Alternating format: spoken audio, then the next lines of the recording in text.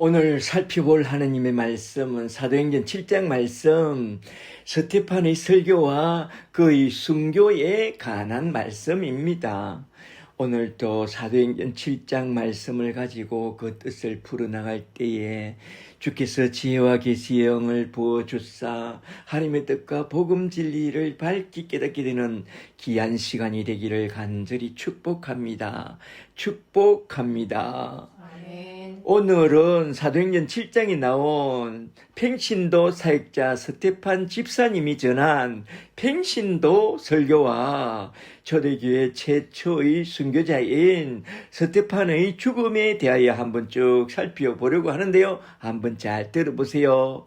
첫째로 먼저 평신도 사역자 스테판의 설교부터 살펴본 후에 둘째로 초대교회 최초의 순교자 스테판의 죽음에 대하여 한번 쭉 살펴보려고 합니다. 할렐루야. 첫째로 먼저 첫 번째 대지로 넘어가서 사도행전 7장 1절부터 53절에 나온 스테판의 설교 전문에 나타난 하나님의 복음, 예수 십자가의 복음부터 한번 쭉 살펴보고 넘어가도록 하겠습니다. 7장 1절부터 잘 보세요. 1절에 대제사장이 이르되 이것이 사실이냐 하면서 시작하는데요. 이게 무슨 말씀이냐? 앞장을 보면 스테판이 자기 담당 관리구역 안에 있는 역 이민자들이 세운 회당에 들어가서 하나님의 복음을 전했더니만 어떤 자들이 일어나서 그 복음에 탁 태클을 겁니다. 6장 10절을 보니 그때 스테판이 지혜와 성령의 능력으로 말함을 듣고 그들이 능히 감당치 못하여 어떤 짓을 벌였느냐. 11절을 보니 첫째로 그들이 사람들을 매수하여 스테판이 모세와 하나님을 모독하는 말을 들었다 하게 하고, 둘째로 사내들인 공회 앞으로 붙잡아 와서 거짓 증인들을 세워서 스테판이 이 거룩한 성전과 율법을 거슬러 말했다고 거짓 증언을 하게 합니다. 그 거짓 증언이 뭐냐? 14절에 딱 나오죠. 첫째는 스테판의 말에 의하면 나사렛 예수가 이 거룩한 곳 성전을 헐어버리고, 둘째는 모세가 우리에게 전하여 준 율법을 다 뜯어 고치겠다고 말했다는 것입니다. 말하자면 그는 하나님의 성전에 대한 신성모독과 모세 율법에 대한 신성모독죄를 범했다는 거죠. 대제사장은 지금 사내들인 공회의 의장으로 떡 앉아서 그 거짓 증인들이 말한 이것이 사실이냐고 그렇게 따져 묻고 있는데요. 이건 예수님에게 했던 그 짓과 똑같죠. 그렇게 따져 묻는 그들에게 드디어 스테판이 입을 열어 사도행전 7장 2절부터 마치 한 편의 드라마 같은 명품 설교로서 그들에게 대답 대신 변정 설교를 쭉 해 나갑니다. 잘 들어보세요. 잘 들어보면 세 대지로 나누어서 하나님의 복음에 대하여 쭉 변정해 나가고 있는데요. 스테판은 지금 유대교 사람들이 갖고 있는 그 세 가지 우상, 첫째로 할례와 둘째로 율법과 셋째로 성전에 대한 오류를 똑바로 교정해 줘야만 참되신 하나님과 그가 보내신 자 예수께로 돌아오게 될 것을 생각하면서 그 세 가지 우상을 깨뜨려 주고자 하여 첫째로 먼저 아브라함의 할례 언약 속에 담겨있는 하나님의 복음과, 둘째로 모세 율법 속에 담겨있는 예수 그리스도의 복음과, 셋째로 다윗과 솔로몬의 성전 속에 담겨있는 성령 하나님의 복음에 대하여 쭉 설명해 나가는데요. 이러한 스테판의 변정 설교는 우리 평신도 사역자들이 전해야 할 전도 설교의 전형을 잘 보여준 것입니다. 여기서 저는 사내들인 공회원들 앞에서 문책하고 있는 대제사장의 질문에 스테판이 지혜와 계시의 성령으로 충만하여 변정 차원에서 할례와 율법과 성전 속에 담겨있는 예수 그리스도의 복음을 쭉 변정해 나가는 그의 변정 설교를 세 차원에서 세 대지로 나눠서 한번 쭉 살펴보도록 하겠습니다. 첫째로 먼저 첫 번째 대지로서 7장 2절부터 16절에 나온 그의 설교 내용부터 한번 좀 살펴볼까요? 7장 2절부터 잘 보세요. 스테판은 첫째로 먼저 아브라함의 할례 언약부터 딱 다루어 나갑니다. 2절에 스테판이 이르되 여러분 부행들이여 들으소서. 말하자면 사내들인 공회에 모인 나의 부모와 형제 같은 여러분들이여 하면서 친근한 말투로 딱 시작하죠. 우리 조상 아브라함이 하란에 있기 전에 메소포타미아에 있을 때에, 말하자면 갈대아 우르에 있을 때에 영광의 하나님이 그에게 나타났어 이르시되 너희 고향 친척 집을 떠나 내가 너에게 보여줄 땅으로 가라 하시니 아브라함이 갈대아 사람의 땅을 떠나 하란에 거하다가 그 아버지가 죽음에 하나님이 그를 거기서 너희가 지금 사는 이 땅으로 옮겼었느니라. 그러나 여기서 발 붙일 만한 땅을 유업으로 주지 아니하고 다만 이 땅을 아직 자식도 없는 그와 그의 후손에게 소유로 주신다고 약속하셨으며 하느님이 또 이같이 말씀하시되 그 후손이 다른 땅에서 나그네가 되리니 그 땅 사람들이 종으로 삼아 400년 동안을 괴롭게 하리라 하시고 또 이르시되 종 삼는 그 나라를 내가 심판하리니 그 후에 그들이 거기서 나와서 이곳에서 나를 섬기리라 하시고 8절에 할례의 언약을 밑줄 짝 할례의 언약을 아브라함에게 주셨더니 그가 이삭을 낳아 8해 만에 할례를 행하고 이삭이 야곱이 우리 12조상을 낳으니라. 아멘. 8절까지. 여기서 중요한 단어는 딱 두 가지입니다. 첫째는 본토 친척 아비집을 떠나 내가 보여줄 땅으로 가라는 이 말씀과 둘째는 할례의 언약을 아브라함에게 주셨다는 이 말씀인데요.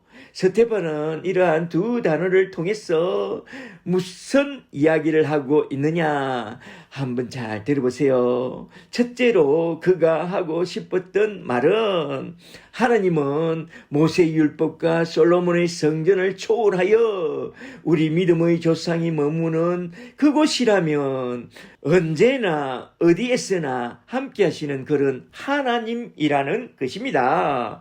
스테판은 특히 호라 계시로 나타나다 라는 이 단어를 사용하여 첫째로 우리 하나님은 아브라함이 저 메소포타미아 갈대아 우르에 살던 그곳에서도 함께 하셨고 둘째로 아브라함이 가나안 땅에 들어온 그곳에서도 함께 하셨고 셋째로 아브라함의 후손들이 머물게 된 저 애굽 땅에서도 함께 하셨고 넷째로 지금 여기 이곳에서도 우리 하나님이 함께 하신다.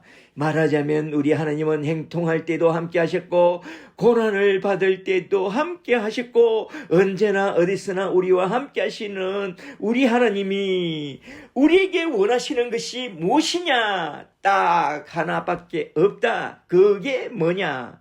아브라함처럼 하나님의 부르심을 따라 본토 친척 아비집을 떠나 내가 지시해야 할 약속의 땅을 예표로 하여 보여주는 저 영원한 천국 보랑집을 바라보고 살라라는 것입니다. 히브리서 11장 8절을 한번 잘 보세요.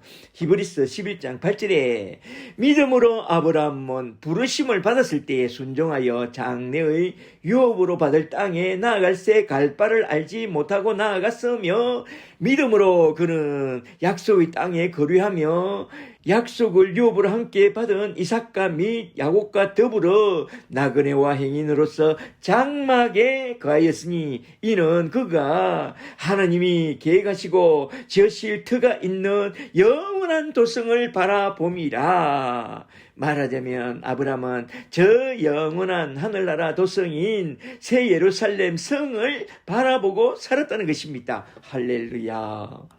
그러므로 여러 부행들이여, 우리가 진실로 아브라함의 후손들이라면 아브라함의 믿음을 갖고 저 영원한 천국 도성인 하나님의 나라를 바라보고 살아야지. 이 땅에 매여서 율법 타령이나 하고 성전 타령이나 하면 어떻게 하느냐. 우리에겐 구름같이 둘러싼 허다한 정인들이 있으니 모든 무거운 것과 얼매기 쉬운 죄를 다 벗어버리고 인내로서 우리 앞에 당한 믿음을 갱주하며 믿음의 주여 우리를 온전케 하시는 이 주 예수를 바라보고 살아야 한다, 이 말입니다. 할렐루야. 둘째로 스테파니 아브라함을 통해서 말하고 싶었던 말씀은 무엇이냐? 8절에 나온 할례의 언약입니다. 아브라함에게 주신 할례 언약 속에 담겨있는 하나님의 복음을 너희는 한번 잘 생각해 보라, 이거죠.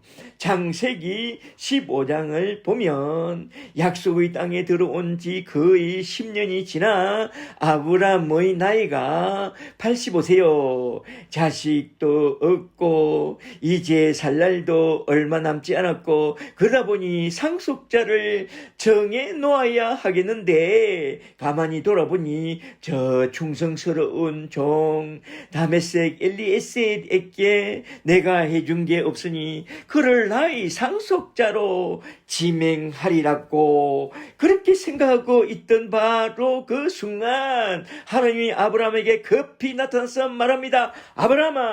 아브라함아, just a moment, 잠깐만 하고선 그의 손을 턱 잡고 집 밖으로 불러내서 눈을 들어 하늘의 배를 바라보라고 말합니다. 눈을 들어 저 밤하늘에 수놓인 은하수들을 보니 자, 은하수들이 펼쳐져서 춤을 추고 있습니다. 아브라함아, 보라! 너희 자손이 저 별과 같이 많게 해주리라. 너가 서 있는 이 땅을 너와 너희 자손에게 주려고 내가 너를 갈대아 우르에서 불러내었노라. 너는 나를 믿겠느냐? 아브라함이 말합니다. 아멘, 할렐루야, 나는 믿습니다. 그랬더니만 하나님이 좋아갖고 너희 믿음을 너희 의로 여기노라 합니다. 의로 여긴다는 것은 구원을 선포한 말씀이죠.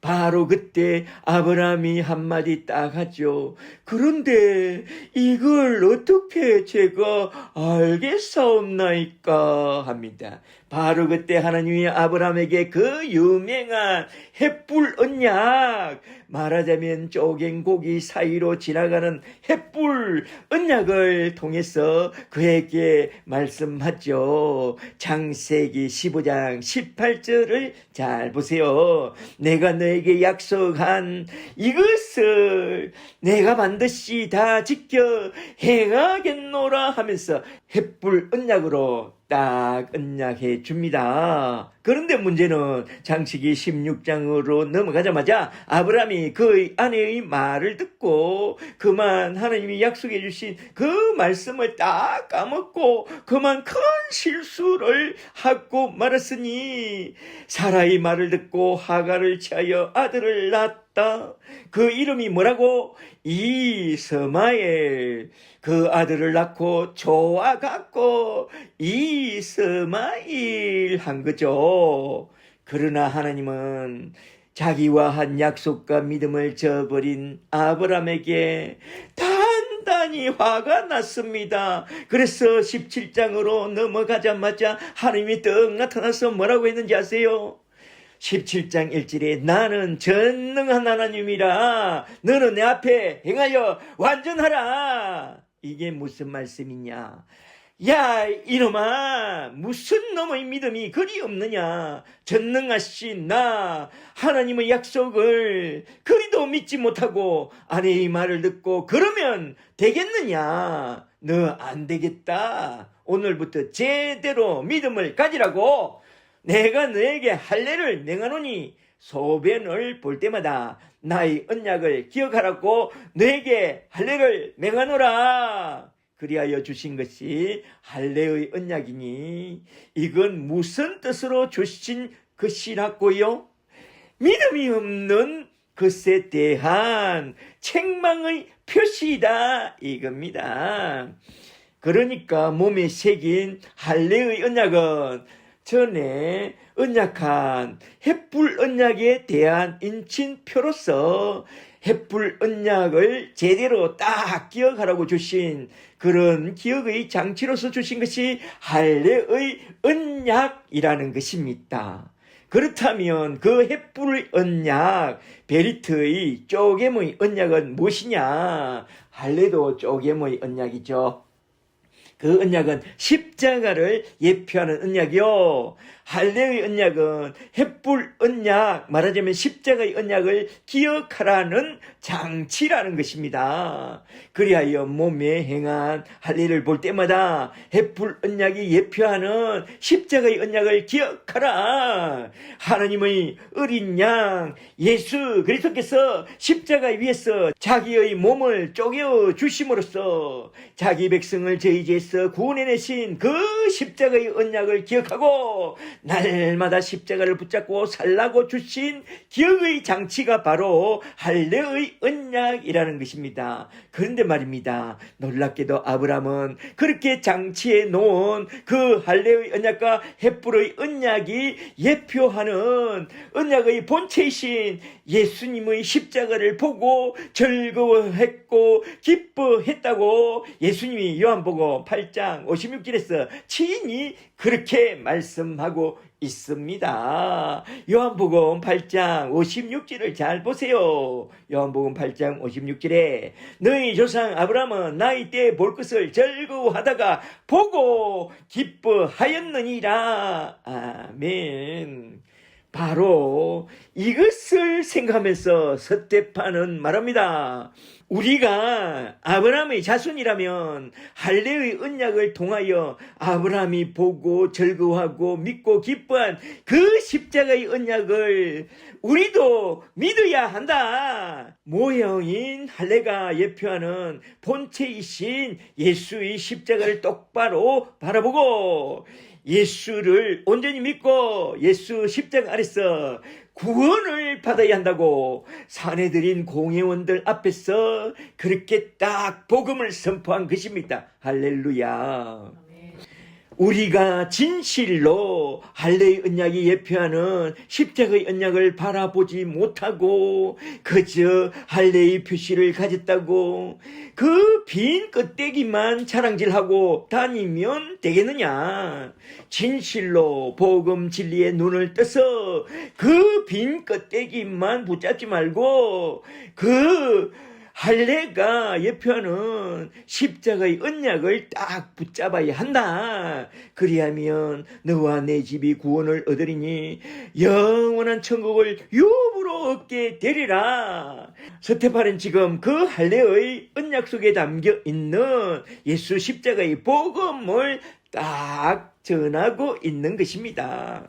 그런 후에 스데반은 그 다음으로 넘어가서 요셉의 이야기를 꺼냈지만 요셉의 이야기는 출애굽과 모세의 율법에 담긴 하나님의 복음을 말해주기 위한 징검다리로서 딱 꺼낸 것이니까 7장 9절부터 16절에 나온 요셉의 이야기는 그냥 한번 쭉 읽어보고 딱 넘어가는 것이 참 좋겠습니다.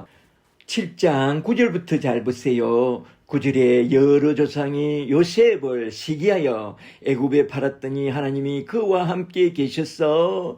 그 모든 환란에서 건져냈사. 애굽 왕 바로 앞에 은총을 부어주심에 바로가 그를 애굽과 자기 온 집의 통치자로 세웠느니라. 그때에 애굽과 가나안 온 땅에 흉년이 들어 큰 환란이 있을세. 우리 조상들이 양식이 없는지라. 야곱이 애굽에 곡식이 있다는 말을 듣고 먼저 우리 조상들을 보내고 또 재차 보내매 요셉이 자기 형제들에게 알려지게 되었고 또 요셉의 친족이 바로에게 드러나게 되니라. 요셉이 사람을 보내어 그의 아버지 야곱과 온 친족 75사람을 청하였더니 야곱이 애굽으로 내려가 자기와 우리 조상들이 거기서 죽고 430년 후에 출애굽할 때에 세겜으로 옮겨져 야곱이 세겜의 하몰 자손에게서 값주고 산 땅에 요셉을 장사하게 되었느니라. 아멘.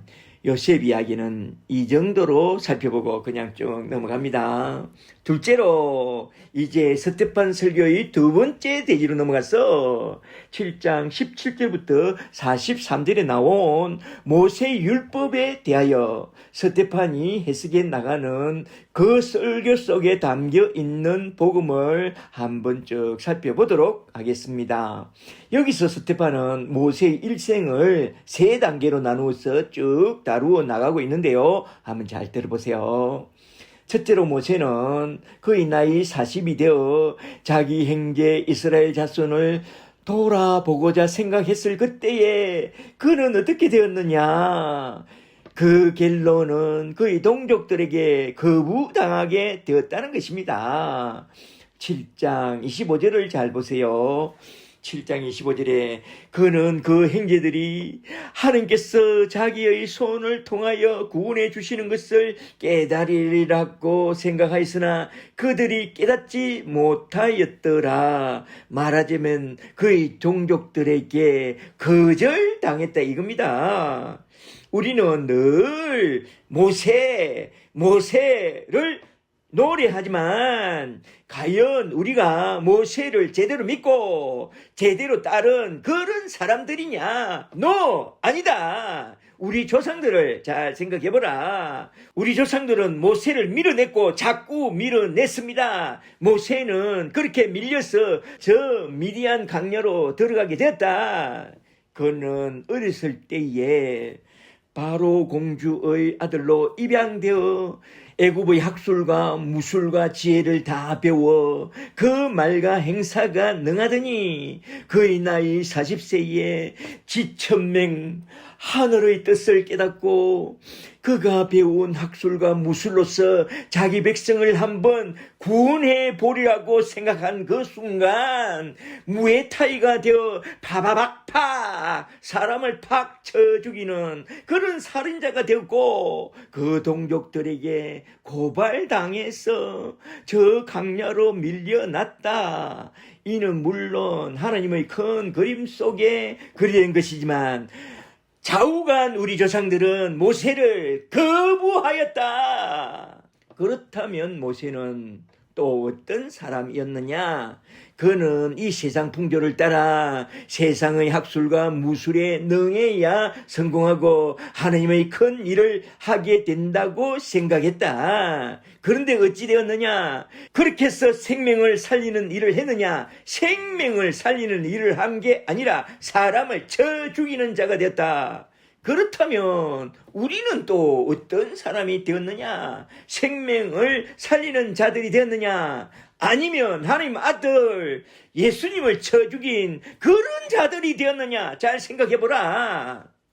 세상 사람들은 공부 스펙을 노래 부르지만 그런 공부와 스펙으로 하나님 앞에서 쓰임받게 되느냐? 모세를 잘 보라. 그런 것으로는 전혀 하나님 앞에 쓰임받지 못했다.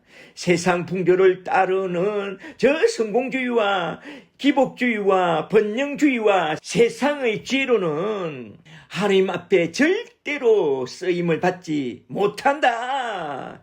하나님께 쓰임받은 사람들을 잘 보라. 공부 잘하고 스펙 좋은 사람이 있느냐? 바울, 그의 말을 잘 들어보라. 그런 것으로 쓰임받는 게 아니라 그런 것들은 오히려 장애물이 된다고 그렇게 말씀하고 있습니다. 하나님 앞에 정말로 필요한 것은 아브라함과 이삭과 야곱과 요셉과 그리고 모세와 다윗처럼 이방의 객이 되기도 하고 남의 종살이도 하면서 크게 연단을 받은 후에 모세는 40년, 아브라함은 25년, 다윗과 요셉은 13년을 강하게 연단을 받은 후에 하나님의 사람으로 크게 쓰임받았습니다.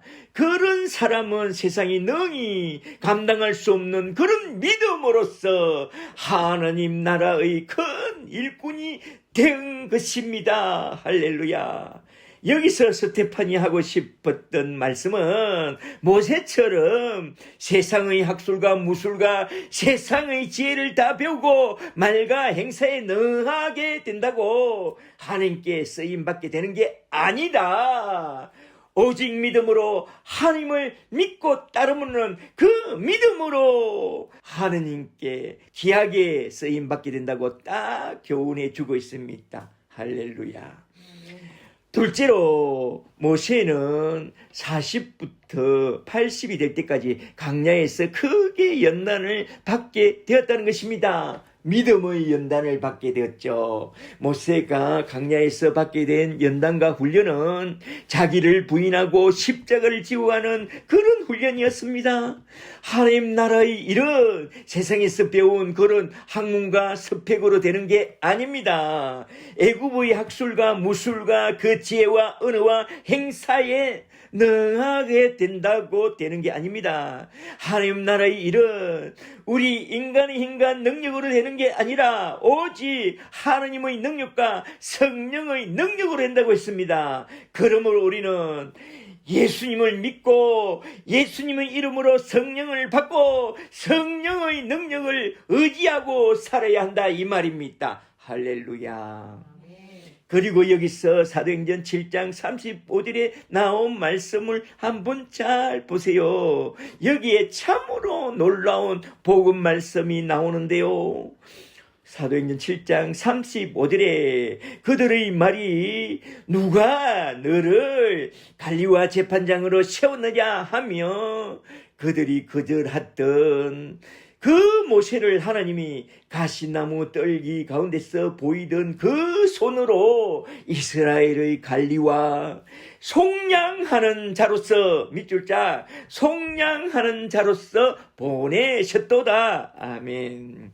여기에 나온 한 단어가 아주 중요한데요. 그 단어가 뭐냐? 이스라엘을 속량하는 자입니다. 그렇다면 모세는 어떤 방식으로 이스라엘을 속량하는 자가 되었느냐? 출애굽할 때에 유월절 사건을 한번 잘 보세요.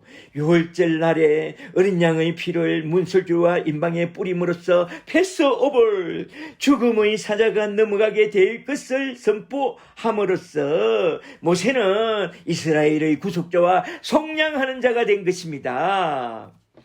유월절 날에 어린 양의 피를 문설줄과 임방에 뿌림으로써 이스라엘을 구속하는 그 사건은 뭘 예표하느냐? 예수님의 피를 십자가의 설주와 임방에 뿌림으로써 자기 백성을 저희 죄에서 구원해내신 그 구원 사건을 예표하는 모형과 그림자였다고 지금 스테판은 증언하고 있습니다.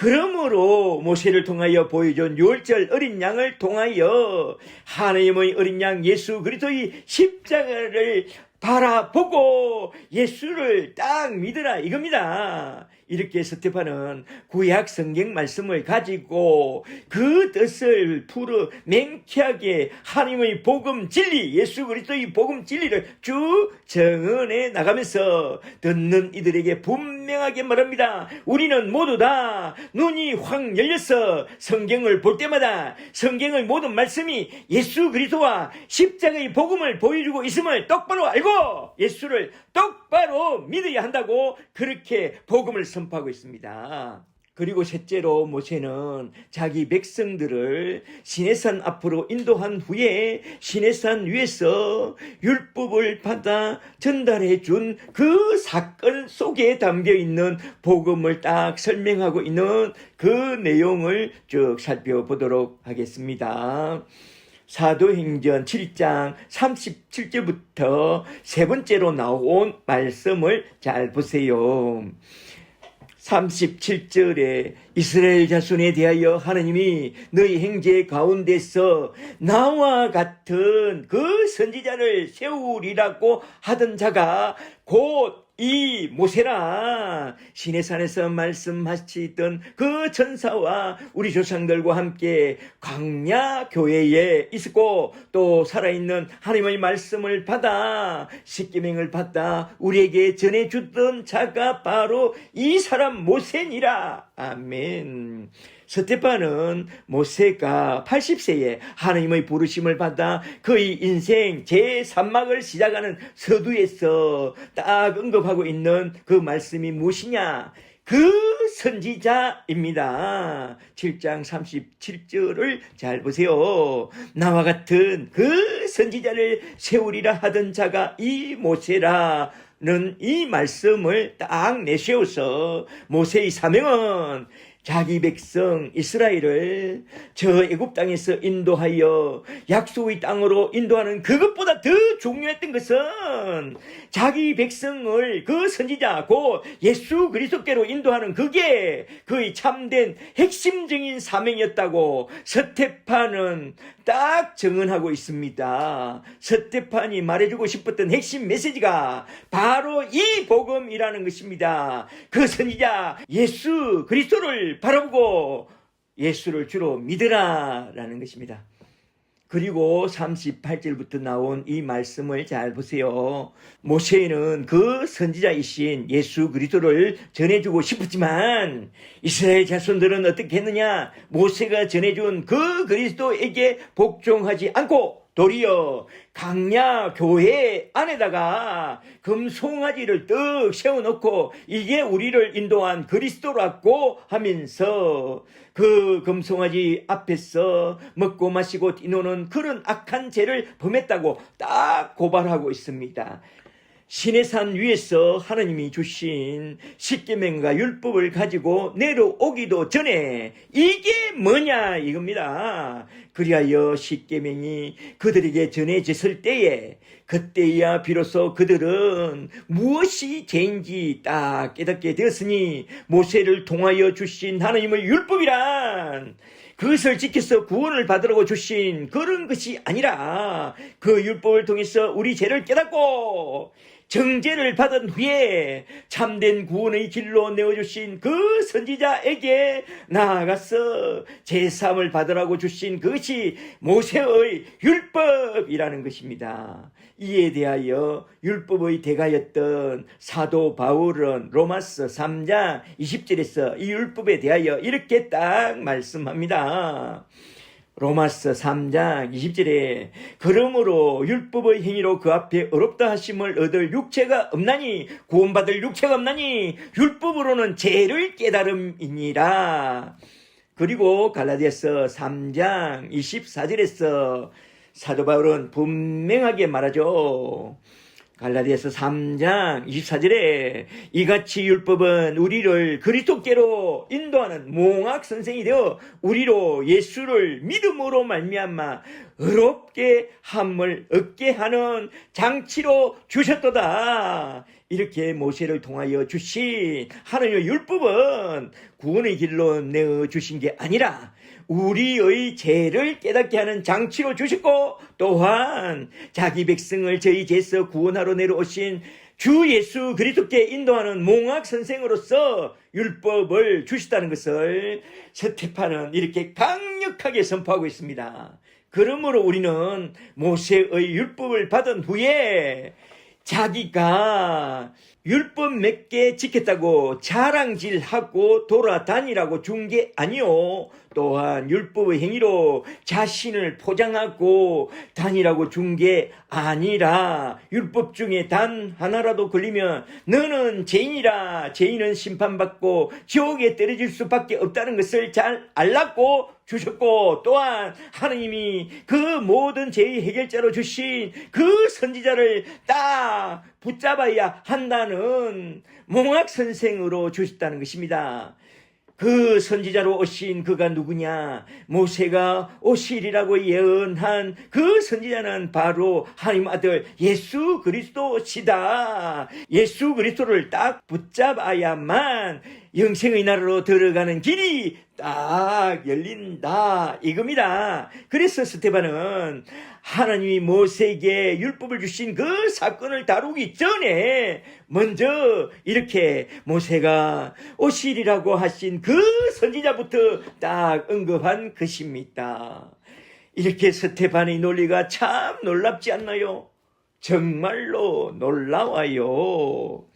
그러므로 부행들이여 우리는 모세의 율법으로 자랑질하는 그 잘못된 생각을 다 내어버리고 모세가 오리라고 하신 그 선지자로 오신 예수 그리스도의 십자가 앞에 딱 나와서 제3을 받고 구원의 길이요 진리요 생명이신 주 예수 그리스도의 복음을 딱 붙잡고 저 영원한 천국으로 들어가야 한다고 강력하게 십자가의 복음을 선포한 것입니다.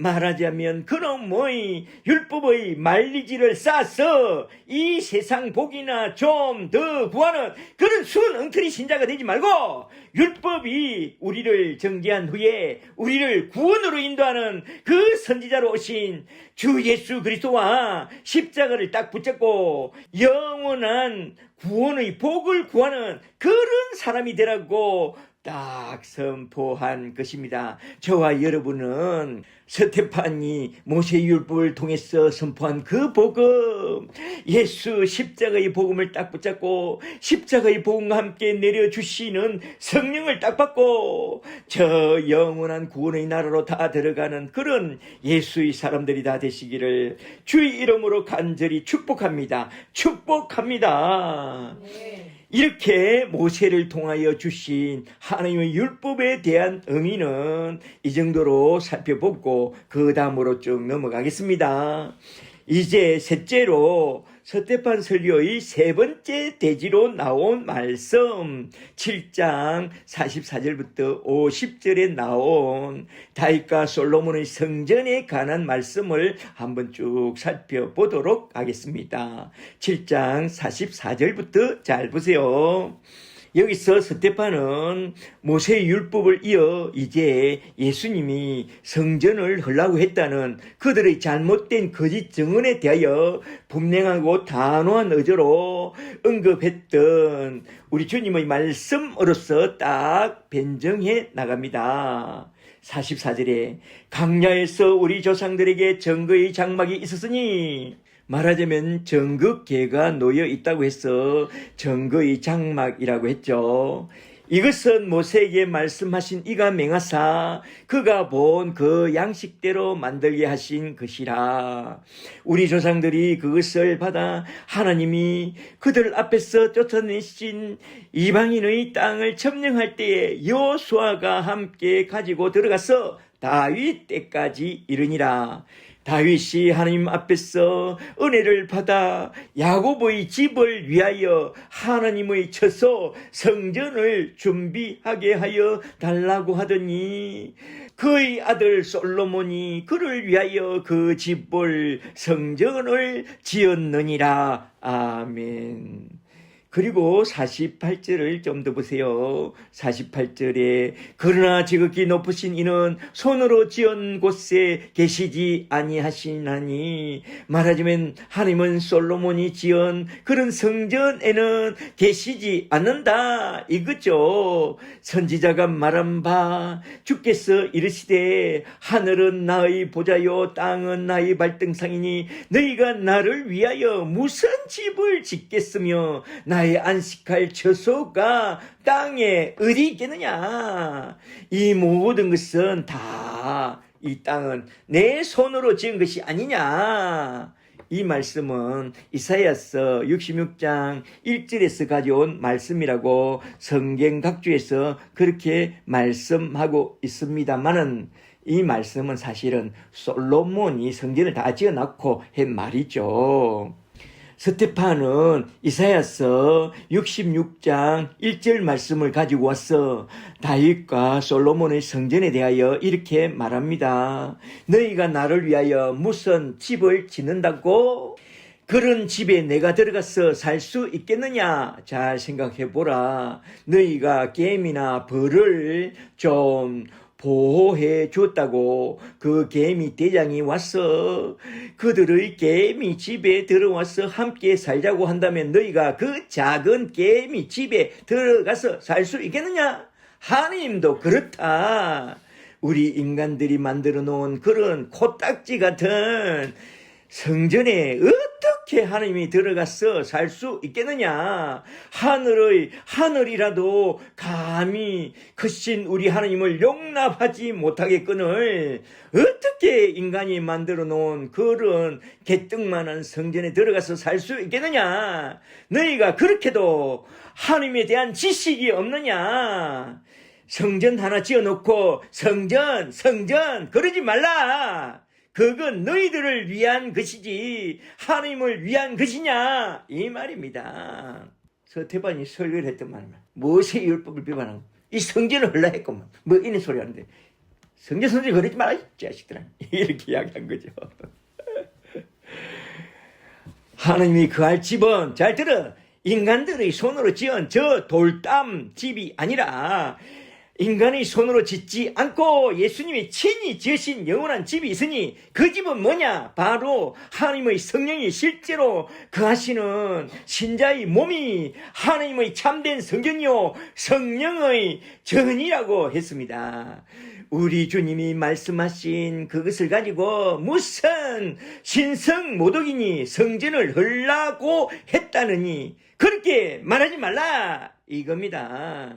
너희가 하나님의 영, 예수의 영, 성령을 받지 못해서 우리 주님이 하신 그 말씀을 전혀 못 알아들어서 그러니 이걸 어찌하면 되느냐? 십자가 앞에 나와서 구원의 복음과 함께 지혜와 계시의 성령을 딱 받아야 한다. 그리하면 허구한 날 십자가에 못 박으라. 그 복음을 전하지 말라.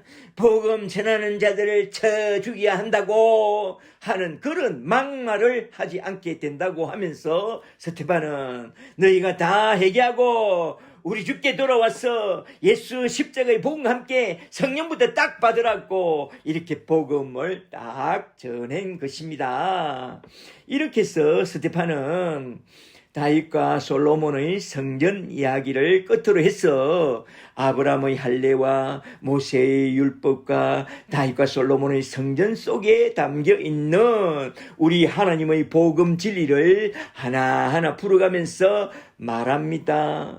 그 복음을 제쳐놓고 그저 할례와 율법과 성전을 우상단지처럼 섬기는 그것이 가장 큰 죄라는 것을 딱 지적하면서 회개하고 돌이켜 할례와 율법과 성전이 가리키고 있는 우리 주 예수 그리스도와 십자가를 붙잡고 제3과 구원의 은총을 받으라고 딱 복음을 선포한 것입니다.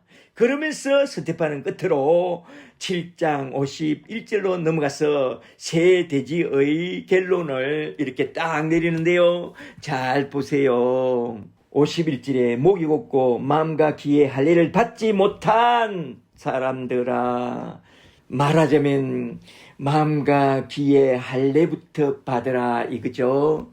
너희도 너희 조상과 같이 항상 성령을 거스리는도다. 그러니까 복음과 함께 성령을 받아야 한다 이거죠.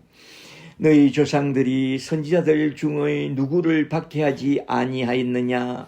너희 조상들은 의인이신 예수 그리스도가 오시리라고 예고한 자들을 죽였고 이제도 너희는 그 의인 예수 그리스도를 잡아준 자요 살인한 자가 되었나니 진실로 너희는 천사가 전한 율법을 받고도 그 율법을 지키지 아니하였도다. 그러므로 회개하고 다시 하나님의 뜻을 따라 하나님의 복음 예수 그리스도의 십자가를 붙잡아야 한다라고 복음을 선포한 거죠.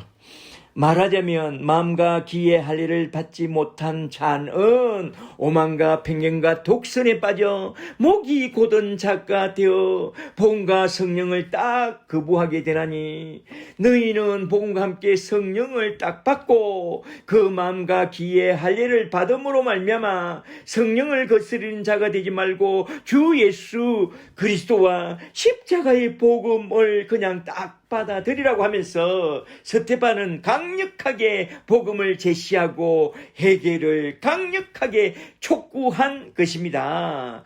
그러니 사내들인 공회에 모인 사람들이 어떻게 반응합니까?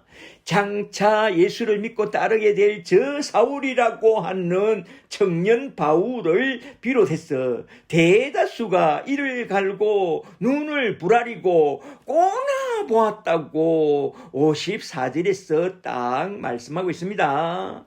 이제 두 번째 대지로 넘어가서 사도행전 7장 54절부터 스데반의 설교를 듣고 분노한 자들의 박해로 초대교회 최초의 순교자가 된 스데반의 죽음을 한번 좀 살펴보고 딱 마치고자 합니다.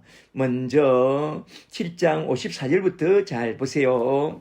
54절에 그들이 스데반의 말을 듣고 마음에 찔려 그를 향하여 이를 갈면서 57절에 큰 소리를 지르며 일제히 달려들어 스데반을 붙잡고 성 밖으로 끌고 나가서 돌로 쳐 죽이는데 정인들이 옷을 벗어 사울이라 하는 청년의 발 앞에 두니라. 말하자면 사울이라 하는 그 청년이 스데반을 죽이는데 제일 앞장섰다는 것입니다. 그리하여 저 못된 사울이라는 그 청년 바울이 이제 딱 등장하죠. 그리고 이어서 나온 7장 55절 말씀을 한번 잘 보세요. 스데반이 그 죽음 앞에서 의연한 모습을 보여준 그 장면이 딱 나오는데요. 55절에 스데반이 성령이 충만하여 하늘을 우러러 주목하여 하나님의 영광과 및 예수께서 하나님 우편에 서신 것을 보고 말하되 보라 하늘이 열리고 인자가 하나님 우편에 서신 것을 내가 보노라 하니 그들이 큰 소리를 지르며 길을 막고 일제히 그에게 달려들어 스데반을 붙잡아 성 밖으로 내치고 그들이 돌로 스데반을 쳐 죽이니 스데반이 크게 부르짖어 이르되 아이고 아야 하면서 소리친 게 아니라 주 예수여 내 영혼을 받아 주옵소서 하고 그리고 무릎을 팍 꿇고 크게 불러 이르되 주여 이 죄를 그들에게 돌리지 마옵소서 이 말을 하고 자니라. 아멘.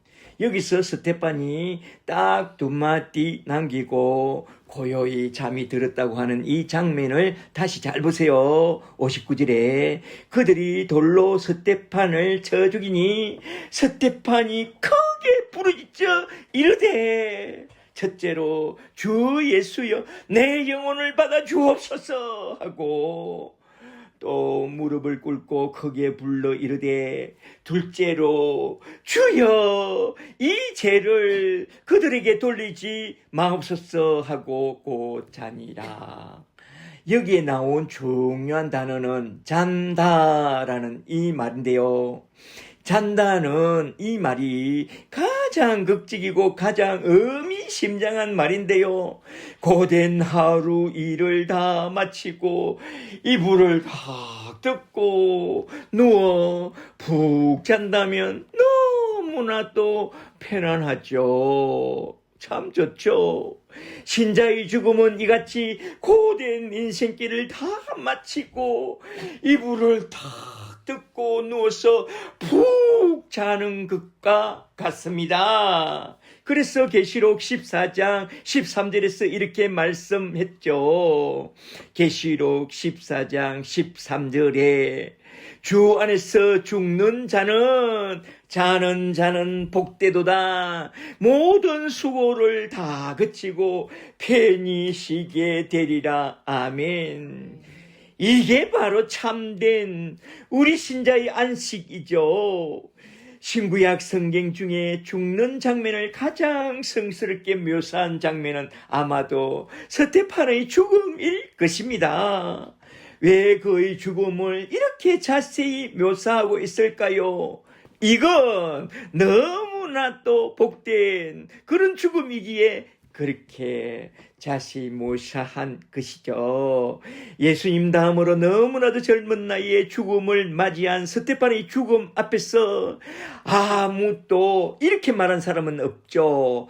아유, 아까운 사람이 갔네. 참 안타깝도다.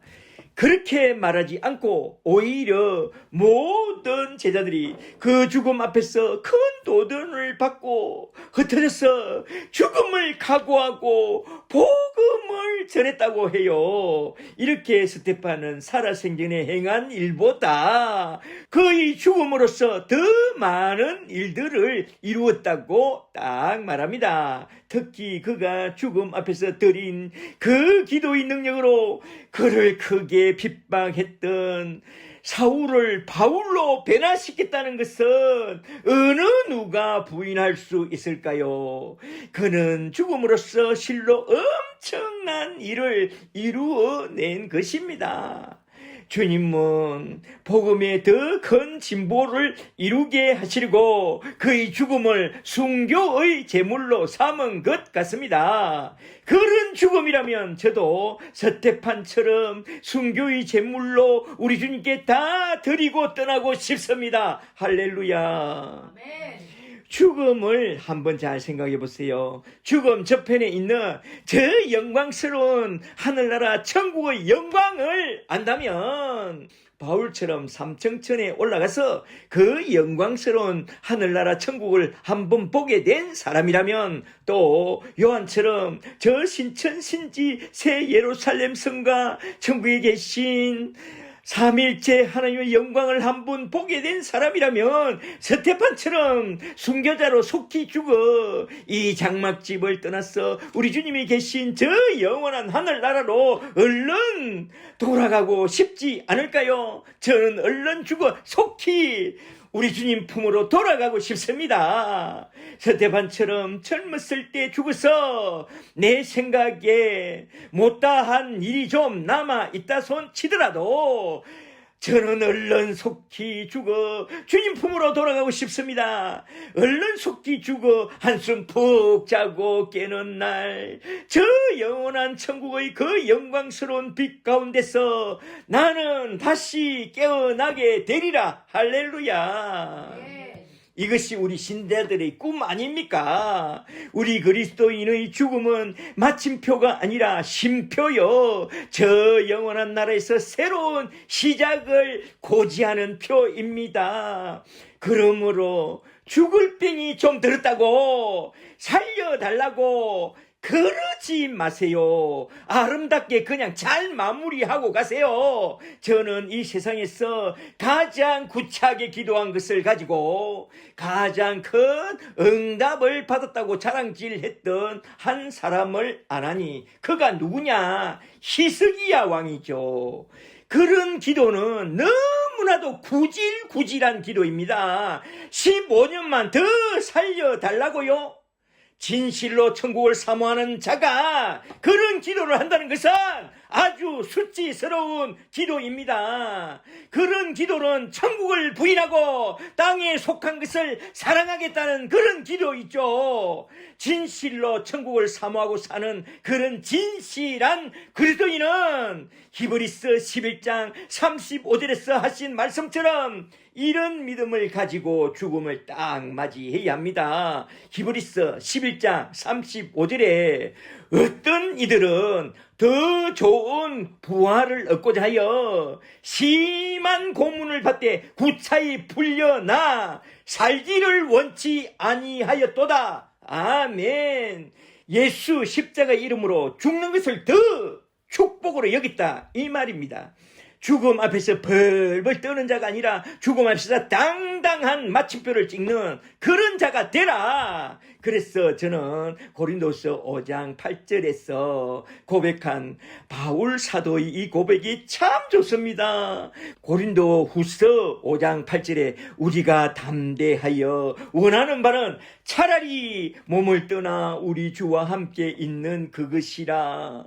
그런즉 우리는 몸에 있든지 몸을 떠나든지 우리 주를 기쁘시게 하는 자가 되기를 항상 힘써노라. 아멘. 할렐루야. 아멘. 그런 저와 여러분이 다 되시기를 주 이름으로 간절히 축복합니다. 축복합니다. 할렐루야. 이제 오늘 살펴본 사도행전 7장 말씀을 한번 쭉 정리해보고 딱 마치고자 합니다.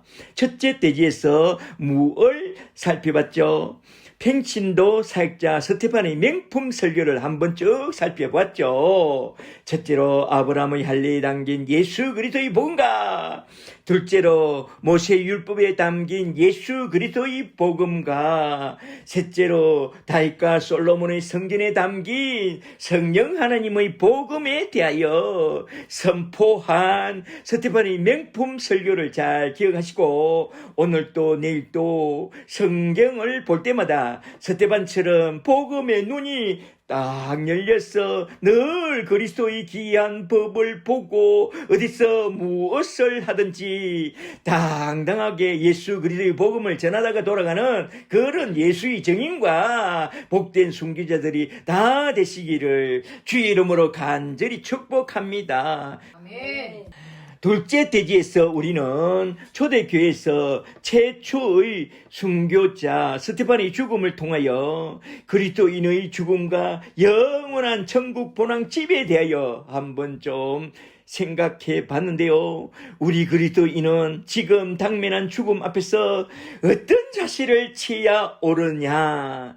죽음이 들어서 벌벌 떨면서 죽지 않겠다고 살려달라고 그러는 사람이 아니라 스테판처럼 죽음 저편에 계신 우리 주님의 영광을 보고 너무나도 기뻐서 주여 내 영혼을 지금 받아 주옵소서 하고 영광스러운 죽음을 맞이하는 그런 복된 예수의 증인들이 다 되시기를 주 이름으로 간절히 축복합니다. 축복합니다.